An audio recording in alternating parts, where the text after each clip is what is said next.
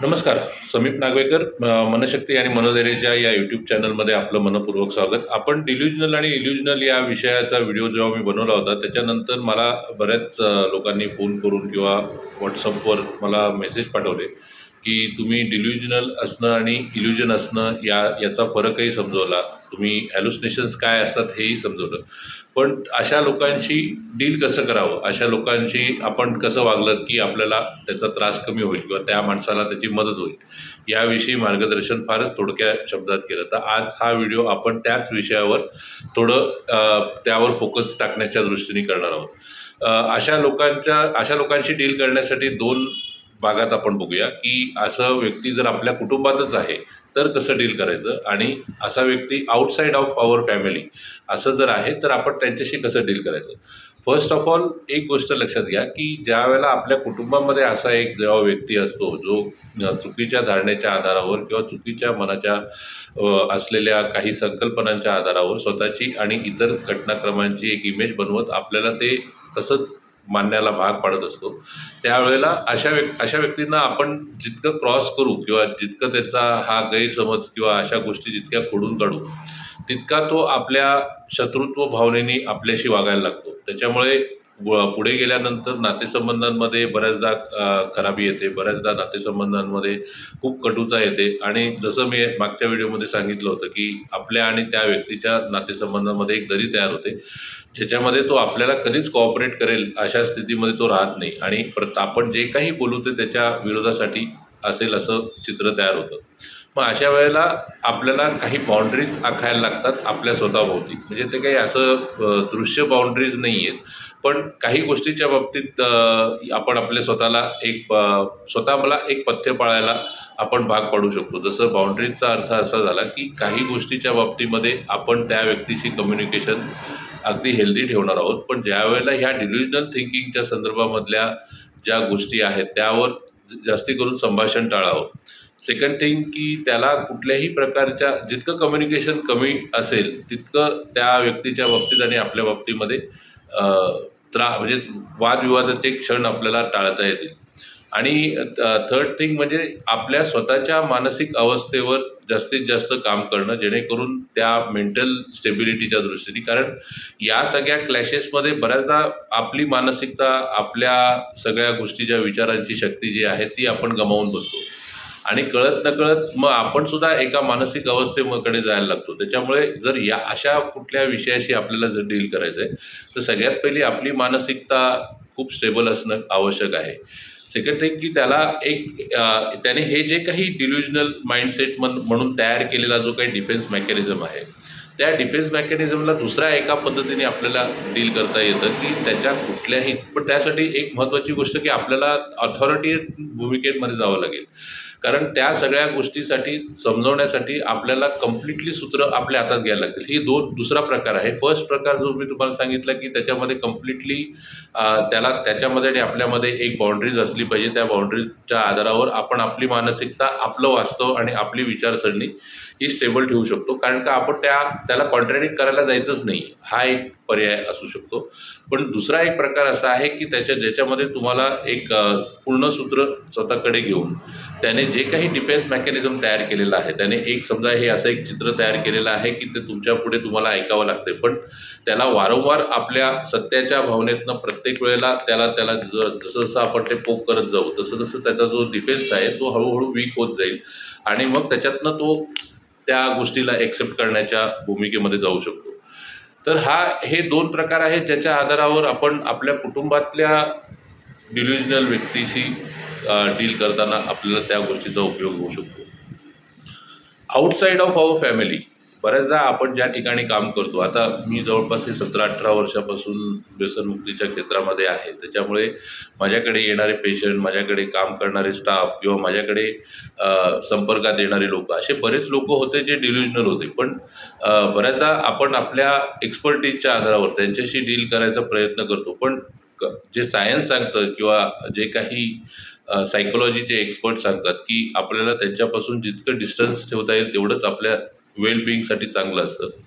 कारण प्रॉब्लेम असा आहे ना, की ते हळूहळू आपल्या विचारधारेवर, आपल्या आपल्या मान्यतेवर आणि आपल्या सगळ्याच विचारसरणीवर प्रघात करत जातात आणि मग त्याच्यानंतर मग आपल्याला ते डील करणं फार कठीण होऊन जातं की आपण एक्झॅक्टली कुठल्या मार्गाने आपल्या जीवनाला पुढे घेऊन जायचं आहे. जर ती गोष्टी आपल्याला जर समजत नसतील तर त्यावेळेला आपल्याला त्या लोकांच्या संदर्भामध्ये जितकं आपलं डिस्टन्स कमी राहील, ज्याच्यामध्ये आपण कम्प्लिटली लो कॉन्टॅक्ट त्या व्यक्तींशी असलेला जास्तीत जास्त चांगलं कम्युनिकेशन. मी शक्यतो ज्यावेळेला मला फाइंड आउट होतं की अमुक अमुक व्यक्ती डिल्युजनल आहे, तर मी शक्यतो त्या व्यक्तीबरोबर संभाषण करणं टाळतो. कारण प्रत्येक वेळेला तो त्याच्याकडे येणाऱ्या अपयशाला कुठे ना कुठेतरी तुम्ही जितके इन्व्हॉल्व होणार तितकं तो तुम्हाला त्या अपयशाचा जबाबदार धरण्याचा प्रयत्न करणार. त्याच्यामुळे अशा वेळेला आपण त्या व्यक्तीच्या बाबतीमध्ये कम्युनिकेशनमध्ये किंवा कुठल्याही गोष्टीमध्ये आपण त्याच्यापासून कॉन्टॅक्ट बंद ठेवणं किंवा कुठल्याही प्रकारचा कॉन्टॅक्ट न ठेवणं हाच एक त्याच्यावर अंतिम पर्याय असतो. मी उदाहरण देऊन सांगतो की साधारण काही वर्षापूर्वी आमच्याकडे एक पेशंट दाखल होता आणि त्याच्या घरच्यांचं ॲडमिट करत असताना प्रत्येक वेळेला म्हणणं असं होतं की हा नॉर्मल माणसासारखा वागत नाही आणि प्रत्येक वेळेला काही ना काहीतरी चुकीच्या धारणेच्या आधारावर या सगळ्या गोष्टी करतो आणि त्याला स्वतःच्या इमेजच्या बाबतीमध्ये काहीतरी वेगळीच अशी धारणा होती की मी एक राऊडी पर्सन आहे, मला सगळ्या लोकांनी घाबरलं पाहिजे वगैरे वगैरे वगैरे. त्यामुळे त्याने अगदी खूप केस वगैरे खूप जास्त वाढवलेले होते आणि या सगळ्या गोष्टी आमच्याकडे जे डिसिप्लिन पाळलं जातं त्या डिसिप्लिनमध्ये आम्ही प्रत्येक पेशंटचे वीकली बेसवर आम्ही त्याचे हेअर कट करून घेत असतो. तर हे करत असताना त्याचा खूप जास्त विरोध होता, खूप सगळ्या गोष्टी होत्या आणि मग तरीसुद्धा त्याला त्या डिसिप्लिनमुळे त्याला केस कापावे लागले. आता केस कापावे लागले ही गोष्ट अगदी डिसिप्लिनमध्ये नेहमी चालणारी गोष्ट आहे. पण ती घटना घडल्यानंतर जवळपास 4 वर्षानंतर त्याने मला फोन करून, "तुम्ही माझे केस कापले, आता माझ्या डोक्यावर केस येणंच बंद झाले, कारण का त्यावेळेला मी जेव्हा ॲडमिट होतो त्यावेळेला माझ्या डोक्यावरचे केस तुम्ही कापले." सो प्रॉब्लेम असा आहे की प्रॅक्टिकली बघायला गेलं तर आत्ता त्या गोष्टीचा आणि आत्ता काही संबंध नाही आहे. पण डिल्युजनल असलेली व्यक्ती कुठल्याही घटनेला, जे घटनेचा आत्ता काही वास्तवाशी संबंध नाही आहे, अशा घटनेला घेऊन तुम्हाला जबाबदार धरू शकतो. दुसरी एक घटना अशी सांगेन की साधारण 2018मध्ये एक पेशंट आमच्याकडे दाखल होता आणि त्याच्याशी काउन्सिलिंग करत असताना बऱ्याचशा त्याच्या फॅमिली मेंबर्सच्या बाबतीमध्ये त्याचे खूप असे चुकीचे विचार आणि चुकीच्या धारणा दिसत होत्या आणि बिकॉज ऑफ अल्कोहोलिझम ही अगदी पॉसिबिलिटी असते की एखादा माणूस चुकीच्या पद्धतीने विचार करतोय आणि त्याच्यामध्ये त्याला खूप असं भ्रामक चित्र तो स्वतःच्या डोक्यामध्ये तयार करतोय आपल्या कुटुंबाच्या संदर्भात. तर ही गोष्ट अगदी कॉमन असते. पण एका सर्टन स्टेजनंतर म्हणजे साधारणपणे महिन्याभरात एक 8-9 काउन्सिलिंग सेशन जेव्हा झाले त्यावेळेला 10व्या सेशनच्या पर्यंत गेल्यानंतर माझ्या लक्षात आलं की आपण कुठलाही प्रयोग जरी त्याच्या बाबतीत केला तरीसुद्धा तो आपल्या फॅमिली मेंबरच्या बाबतीत असलेल्या चुकीच्या धारणेचा कुठल्याही प्रकारचा म्हणजे त्या गोष्टी खऱ्या नाही आहेत असं मानणाराच तयार नाही आहे. मग त्यावेळेला मी फॅमिली मेंबरशी अगदी त्यांचे 2-4 सेशन्स घेतल्यानंतर त्यांनी आम्हाला असं सांगितलं की हा घरी असतानाही असंच म्हणतो की आमच्या कॅरेक्टरवर या किंवा अशा कुठल्या तरी गोष्टींमुळे त्याला असं दाखवतो सगळ्या लोकांना की त्या गोष्टींमुळे होतं आहे, पण तसं काही नाही आहे. सो ॲट दॅट टाईम मला त्यावेळेला डिसाईड करावं लागलं की आता त्या व्यक्तीमध्ये आपण जास्त टाईम वेस्ट करण्यापेक्षा फॅमिली मेंबरना एम्पॉवर करणं जास्त गरजेचं आहे. त्यानुसार मी फॅमिली मेंबरना एम्पॉवर करायला सुरुवात केली. हळूहळू फॅमिली मेंबर खूप चांगल्या पद्धतीने व्हायला सुरुवात झाली आणि कालांतराने त्याचं डिल्युजनल माइंडसेट त्या स्पायरल लूपमध्ये म्हणजे अर्थातच डिल्युजनल लोकं हे स्पायरल लूपमध्येच अडकलेले असतात. पण नुसतं तो स्पायरल लूप डाऊनवर्ड असतो आणि तो डाऊनवर्ड स्पायरल लूपमध्ये ते लोकं आपल्याबरोबर असणाऱ्या लोकांनाही घेऊन जातात. त्याच्यामुळे शक्य तितक्या लोकांना वाचवता येणं हा त्याच्यामागचा एक पर्याय असतो की बाबा आपण या स्पायरल लूपच्या आधारावर आपण लोकांना समजवू शकतो की याच्यातनं तुम्ही बाहेर पडलात तर तुमचं तरी कमीत कमी जीवन सेफ राहील. आणि ॲट द एंड ह्या सगळ्या गोष्टीचं पुढे रूपांतर या गोष्टीचं झालं की मग तो माणूस शेवटी जसं म्हणतात की बाबा तो माणूस एकटा पडतो. त्या पद्धतीने तो एकटा पडल्यानंतर त्या गोष्टीचंही दोषारोपण त्याने माझ्यावर केलं किंवा फॅमिली मेंबरवर केलं की तुम्ही मला समजून घेतलं नाही, त्याच्यामुळे माझी ही अवस्था आहे वगैरे वगैरे. सो प्रॅक्टिकली बघायला गेलं तर डिल्युजनल माइंडचा एंड हा असाच आहे की त्याला शेवटी एकाकी राहावं लागतं. त्याला कोणीही सपोर्ट सिस्टम उरत नाही, कारण का तो रिॲलिटीशी सामना करत नाही. एका स्पिरिच्युअल ॲस्पेक्ट्समध्ये ही गोष्ट मला एका माणसाशी मी जेव्हा स्पिरिच्युअल एक व्यक्ती होता त्याच्याशी मी चर्चा केली, त्यावेळेला त्याने मला ही गोष्ट सांगितली की डिल्युजनल माणसाच्या बाबतीमध्ये प्रॉब्लेम हा होतो की तो एक अल्टरनेट रिॲलिटी तयार करतो. अल्टरनेट रिॲलिटी ज्याच्या मूळ रिॲलिटीशी काही संबंध नाही आहे, अशा वेळेला तो अल्टरनेट रिॲलिटी तयार केल्यामुळे तो त्या रिॲलिटीला खरं आहे दाखवण्यासाठी अजून काही गोष्टी खऱ्या दाखवण्याचा प्रयत्न करतो. म्हणजे त्याला जोडून अर्ध्या गोष्टी खऱ्या, अर्ध्या गोष्टी खोट्या अशा करून त्या गोष्टी खऱ्या दाखवण्याचा प्रयत्न करतो. पण ही गोष्ट नियतीला, देवाला किंवा कुठल्याही उच्च शक्तीला ही गोष्ट आवडत नाही. त्याच्यामुळे त्याला पनिशमेंट ही शेवटी स्पिरिच्युअली अशा पद्धतीचीच मिळते की त्याला अशा गोष्टी कोणापुढे सांगाव्याच लागणार नाहीत, अशी परिस्थिती येते. उदाहरणार्थ की तो एकटा पडतो. सो जर डिल्युजनल व्यक्ती जर आपला शत्रू आहे, तर best way give him enough rope, he will hang himself.